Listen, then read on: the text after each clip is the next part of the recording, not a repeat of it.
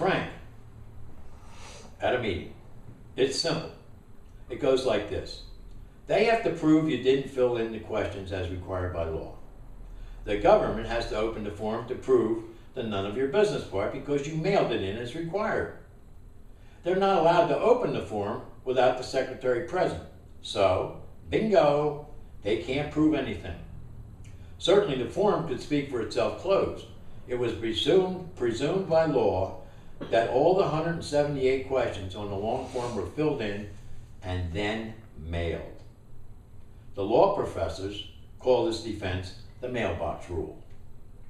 I filled in all the constitutionally required questions and left the none of your business pages blank and then mailed it. I was protected either way. I couldn't lose in a courtroom. I had actually thought the plan through from the very beginning with my old buddy, the news hawk, who left for South America. So I could not even tell Larry and Frank that we had planned it this way. It was an intriguing legal notion, not too shabby for two non-lawyers who were drunk when it was hatched on the back of a bar napkin. But so far, it worked twice. In fact, 3 times, if you count the hung jury. The third time in court, in front of a new jury, the government got the trial underway. The first step in the trial is picking a jury, usually around 100 people in a pool. Under questioning in front of the court, most admitted that they knew me personally through the news media. Many of them knew me by actual name and personality. I had coached their kids or drank a beer with them at a fundraiser, or they just happened to like me. The judge instructed them to excuse themselves because of their personal bias in my favor. But finally, 12 were selected. While the government was making its opening pitch, jurors were intent. Larry leaned over and he whispered, "Do you know any of those jurors?" I said, "Why?" He said, "That black guy in the front row just winked at you." I said, "The guy looks familiar, but he didn't excuse himself, so how would I know?" In any case, the trial went on. The Secretary of Commerce didn't show up, so the form could not be opened. I refused to testify. All allegations about none of your business could not be proven without evidence of an admission from me or another witness on the stand, and no admission was made. The jury was hung. The judge sent them back again and again and again. They were still hung. The case was dismissed.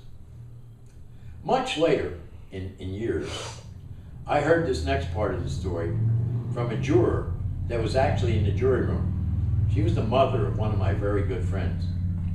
I met her in a restaurant and she told me this.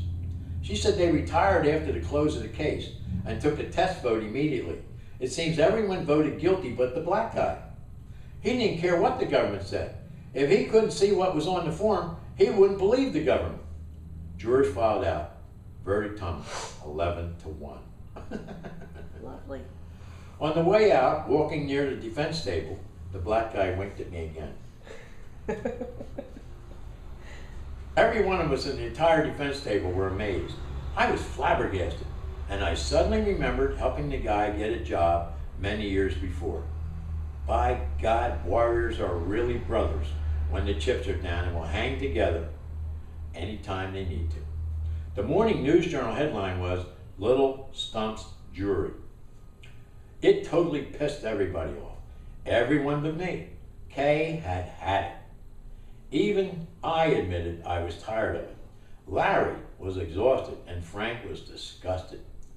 The government swore they'd come back again and again, and they swore they would prosecute me the 4th time.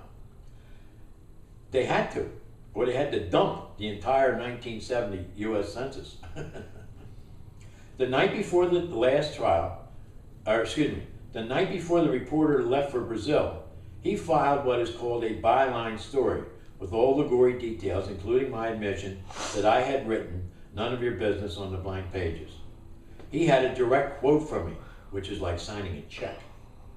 A byline authenticates it, your signature. It makes it his exclusive story and only his story when copyrighted. It is not hearsay. No other reporter could copy his words. That would be blatant intentional plagiarism, and reporters get fired for blatant intentional plagiarism. You get fired from the media for plagiarism. I was counting on the lazy bastards in Delaware to plagiarize the original story and publish it as theirs. I knew they were going to do it. The reporter could have easily been subpoenaed by the government from Brazil, but they never thought about it. They would have had to bring him back from Brazil, make him testify, and I already knew he would never admit it on the stand that I said none of your business as a quote. That would have been the end of the trial for me. In other words, I had a winner. However, both of us knew that when we designed the scam, the Delaware and other national news hawks would copy the Wire story, embellish it, and publish it. After I mailed it in and the story broke nationally, Delaware news hawks pestered me for weeks to comment. One of the state news, Delaware State News, baited me on the phone. Did you say none of your fucking business? I just laughed. I already had experience with this particular joke, so whenever he called, I would just laugh. I never made any other sound of admission nor denial.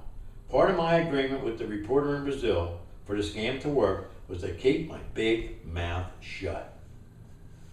I was committed, a political warrior defending a righteous cause.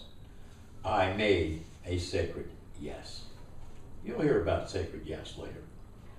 I would do the right thing for the right reason, and more to the point, I alone would take all the heat if it failed. This was the plan I made for myself from the very beginning. Why? Well, boy, oh boy, was I pissed off at the press in Delaware for what they did to me over the conflict of interest issue. I was determined. Payback is a bitch. As expected, local news hawks called for their official no comment, then filled in their own versions of why and how with general BS and manufactured self-serving comments about castles, bathrooms, and toilets.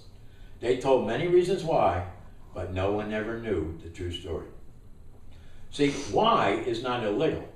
How could be. That was the constitutional test, the theory of the scam, the sting.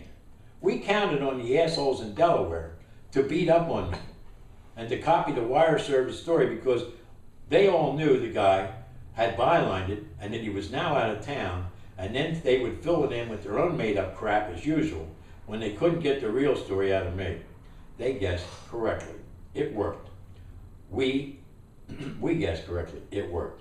I loved listening to and reading about how I objected to the government knowing about how many bathrooms were in my house. I never uttered those words to a soul, ever, once. Fourth and final trial. Jury selected. First day. According to Larry, telling others the story later, I'm going to tell it the way he did. Tommy and Frank entered the courtroom, and we saw the entire back row filled with Delaware reporters lined up as potential witnesses. Tommy said sarcastically, "What the fuck are you guys doing here?" They shrugged their shoulders, looked sheepish, and glanced at each other, heads down. "We were subpoenaed by the government to witness against you," said my friend Ralph. Larry grabbed Frank and me and said, "Let's get out of here. We got to talk this over." Truthfully, his legal reasoning made Larry my newest ideal for genius. In private conversation, he determined all the constitutional arguments and legal points had been made. Larry, either way, we got him by the balls. They'll be called to testify by the U.S. Attorney. I'll cross-examine them and make them admit they never gave an interview of you and made any you made any damaging admission about the none of your business statement to them. What do you think, Frank? Frank said, "Hey, what the hell? Why not? It suits me if it suits you." Tommy, that's me talking. Larry, wait. Let's take a dive. Don't cross-examine those assholes. They will all lose their jobs if we prove they plagiarized. But let's go down swinging. Put on our case and don't cross-examine. Frank, why do that, Tommy, when you can win? I explained that what I had originally committed to do with the original reporter in Brazil, but just could not do it now. I couldn't hurt them. I had made friends with these guys, and I thank both lawyers for taking me this far. But this had to end now. I couldn't punish anyone with the loss of a job, and I begged Larry, I made my point, I'm satisfied, and I quit. Larry was my hero after that day and after that meeting. He actually understood me. Frank was a bit pissed off, but he agreed just to get it over with. The case opened, the government made its case, and Larry didn't cross-examine on the lies they printed. I took a dive. This time there was a conviction, and truly only the reporters themselves ever understood why. I made sure they knew that. I scared the living shit out of them with exaggerated facial expressions and fake menacing looks during the trial when they were called to testify. Yeah, I mocked them unmercifully. I even stuck my tongue out at Ralph when no one was looking. It was fucking worth it. Ooh, rock. Don't fuck with this Marine. Let's make this perfectly clear. The next day at a press conference, they knew I had stamina, all the reporters knew I had honor, and that I was a true kamikaze. I truly would take a risk for principle, and I truly would protect my friends. This clearly was not a normal trait for politicians. Politicians always cover their own ass first. I took the heat for the real principle, like a real warrior, and I lost on purpose. Afterwards, intellectuals and party leaders maintained that I was totally crazy. Newshawks knew I wasn't crazy. They knew I was someone to be trusted, especially now that I would be useful to them because I was no longer a personality in politics or a news item. However, everyone else had just about enough of my principles bullshit. I still have a framed census conviction somewhere. It was my proudest moment.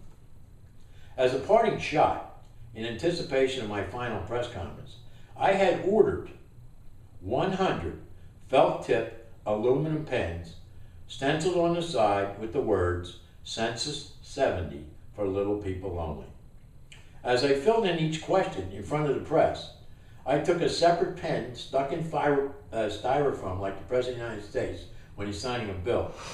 I gave them out as I filled in each question that the judge ordered me to do, and then handed out the pen to a reporter or a media lady. Everyone in the room loved my bravado and arrogance. They howled laughing and wrote great stories about the bizarre ending of the trial. As part of my sentencing, I had been ordered by the judge to fill in a new long form of 178 questions completely and deliver it to my probation officer, along with a 60-day probation and a $100 fine. The media covering the fourth trial knew the reason I refused to testify or cross-examine them and thought I was the funniest goddamn exhibit of human arrogance anyone's seen in a long time. For years after the sentencing, the judge often said, and I knew him personally, that I was the most arrogant human being he ever saw in his courtroom. This was confirmed by his law clerks and another sitting judge, and to me privately much later by the judge himself. And we both had a good laugh over it. No one else ever thought it was funny. However, I can tell you now, proudly, I never admitted this next fact to him or anyone else until this very day, writing these very words. Fuck them all. I won. I still left both the religion and nationality questions blank when I turned it in, and I never heard a goddamn word about it.